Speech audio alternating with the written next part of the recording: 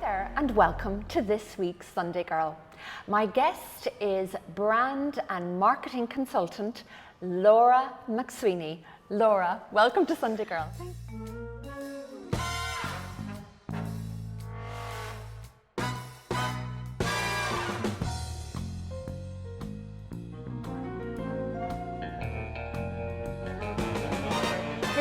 In the glory of winter. We can hear the wind howling outside, but we're going to be brave souls later and head out.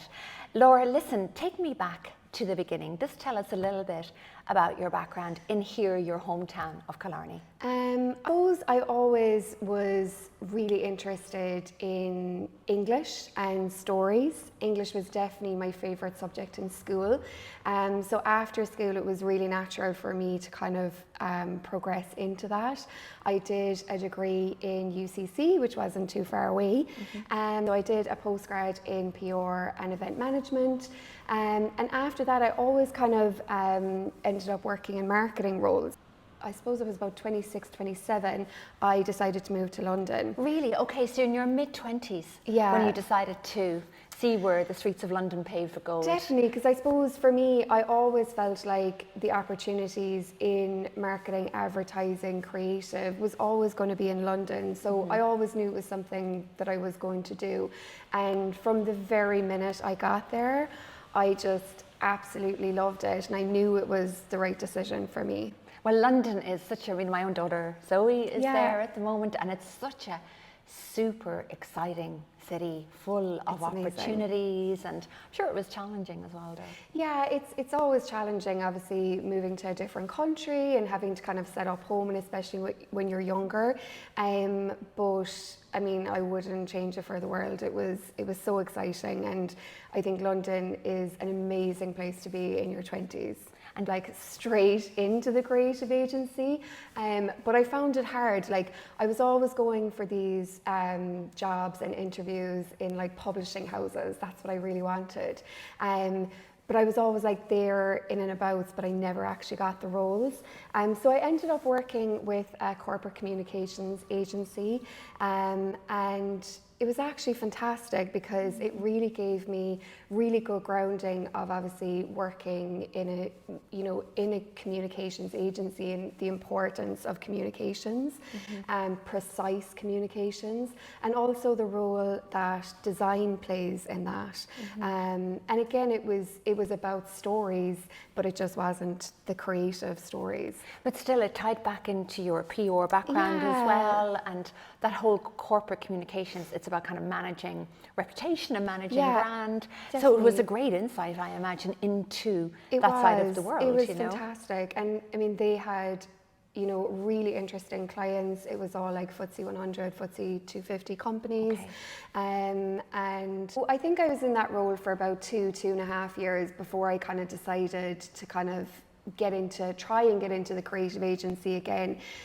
So I did that, and I was really lucky to get a really exciting role with a creative agency called Black Sheep in central London, and they're a brand and design agency for mainly kind of hospitality brands like Jamie Oliver, Wagamama. So really exciting clients. Very exciting, and really well-known brands as well. Well-known consumer brands. Definitely. I really got to learn about brands and what brand is all about. And I just completely fell in love with it because, again, I suppose it tied back to my own love of stories, and brands are all about stories and people. Then you came home. Hey, Orla, you returned to the Kingdom of Kerry in your early 30s. What brought you back from the bright lights in the big city? I guess, you know what, I had been in London for 5 years, and I'd been kind of coming over and back a lot, like obviously to see friends and family. And I guess I was at that age where work-life balance was actually becoming a thing. And yeah, it just felt right. It really felt like I was just kind of being called home. Okay, so it's like coming home. It was a big change. It was probably a bigger change coming home than it was moving to London. Culture shock. Yeah, no tubes. No. Not many people, and very dark at night. Yep. Yeah. So obviously you came back with that wealth of experience, that experience in brand, managing reputation, telling stories, and the creative side. Yeah. So how did you then progress your career? Eventually the right opportunity did come along, and it was in the form of being a role of a brand manager for a retail knitwear company called the Iron Sweater Market, which actually had their base in Tralee at the time. So they were kind of on a massive journey. They were a huge e-commerce business, and they really wanted someone to kind of, I suppose, take on the brand, develop it, create the brand, essentially bring them from being a business to the brand to being a brand. So it was a great opportunity because it was in-house, which I wasn't used to. I was always used to working agency side. So it gave me the opportunity to kind of, I guess, put all my skills, everything I'd learned into practice for one brand. And I think I was there again about 2.5 years. Okay. 2 years, yeah. Yeah, it was. Yeah. And I remember you did a beautiful campaign for them as well. We're listening to the wind, which is like So a romantic. hurricane. So winter. You did a campaign on the Aran Islands for them. That was a beautifully shot campaign. So I guess like with the Aran Sweater Market, like obviously bringing it home to the Aran Islands, and they had, you know, a very strong presence there as well, was really important. So shooting on location is obviously, as you know, completely. You never really know what you're going to get. There was like we did actually a few different campaigns, and like we had every sort of weather. Like I think my first one, the weather decided to be kind to me, and it was glorious sunshine, and which isn't completely ideal for knitwear. But there was one time it was just complete storm and nightmare, but you just kind of have to roll with it. Once you're there and you've got everybody with you, and particularly when you brought them over to an island, Yes. you have no option but to go with the flow. Yeah. Tell me, what happened after the Aran Sweater Market?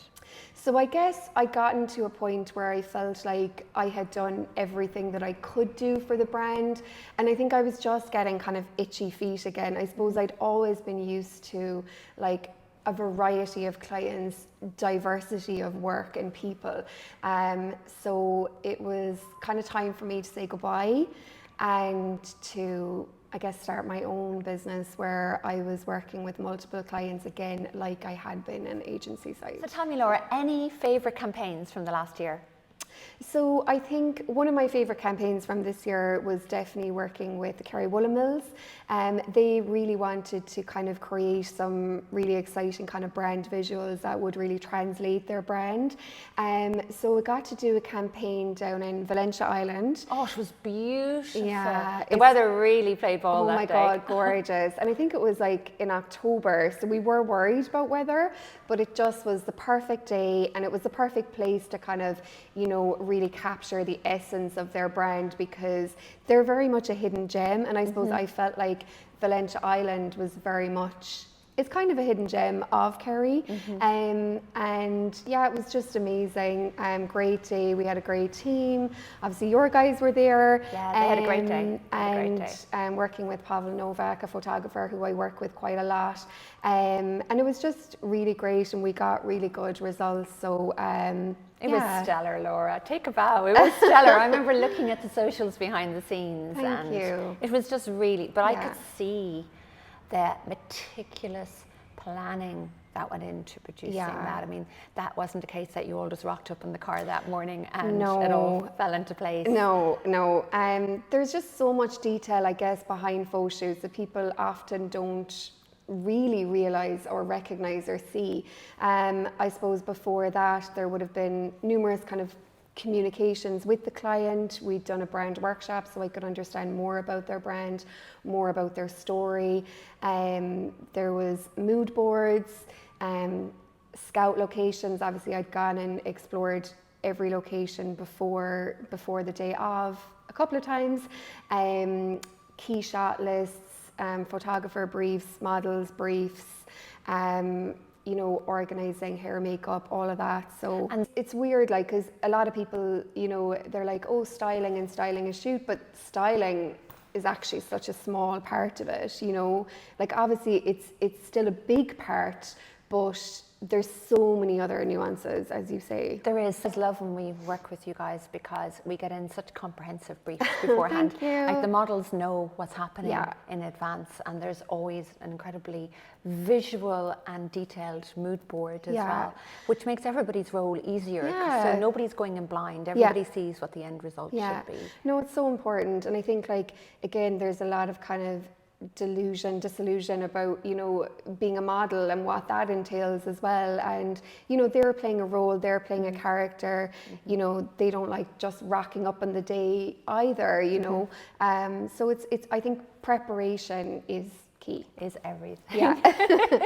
And any other favourites from this year? I suppose, like, I've been really lucky to work with, you know, a lot of brands, a lot of hospitality brands in Kerry, and also kind of entertainment. Like, I've been working with a brand, Celtic Steps the Show, for a long time now. Like, they've been with me from the very start of when I opened my business, and, you know, seeing them grow, developing the brand year on year has been great. The misconception is that when people look at, let's imagine your role, they might just kind of put it into a box. They might see you, you know, in a particular area, like a creative direction or, you know, brand management, but it's actually the entire overview. It's what everything, you do. yeah, because I suppose brand is everything. It's a story, and it's a commitment to keep telling a story. So, you know, what I do is obviously my main focus is understanding that story so I can translate it, but not just through brand visuals and content like photo shoots or social media content. It's their website, it's their PR, it's their relationships internally with their teams. It's really the full it's the full communications picture, isn't yeah. it? For anyone watching this who, you know, wants to follow in your footsteps and is looking at a similar career path, what advice would you give them? Different things. I think working, like I'd mentioned before, in an agency environment, getting experience there is really important because it really builds your foundation for creative and an understanding of other creative disciplines and how they all work together to create the one goal. So, you know, working with web designers, graphic designers, photographers, videographers, you're always going to need to understand their skill set. You know, you're probably not going to get your dream job off the bat. No. So being realistic about, you know, your own experience and developing your skill sets and how long that's going to take is important. I think the other one thing that's really crucial is building your own platform straight off and creating your own content because, you know, like I said, you're probably not going to be working for yourself straight away. You might not have the client content to showcase what you can do. So being able to create your own content, whether that be a blog or, you know, Instagram channel or anything else, is really important to be able to show employers and other creatives, you know, what you can do, and kind of building a network, you know, going out there, collaborating with a photographer or whoever, just being creative, I think, and being able to showcase that. The industry is a hard one to break into, and, you know, the opportunities in Ireland are limited. And I think that's what's amazing about, you know, this new generation coming up, is that they realise that they can do it for themselves, you know, and it's fantastic. So being able to, like, you know, make connections, you know, with similar people and similar people in the same situation, and being able to create together is together. brilliant. Yeah, absolutely. Laura, thank you so much. Thank you. Wow, there's so much information there to digest. Yeah. I'm sure people are going to watch this many times. We're going to share Laura's contact details again at the end of this video. But from me, Laura, listen, I'm a huge fan of Thank you. you. We all really enjoy working with you, and hopefully many times in the year to come. So thanks a million for being our guest on Sunday Girl. Thanks so much. Thanks for having me. Everybody have a great week.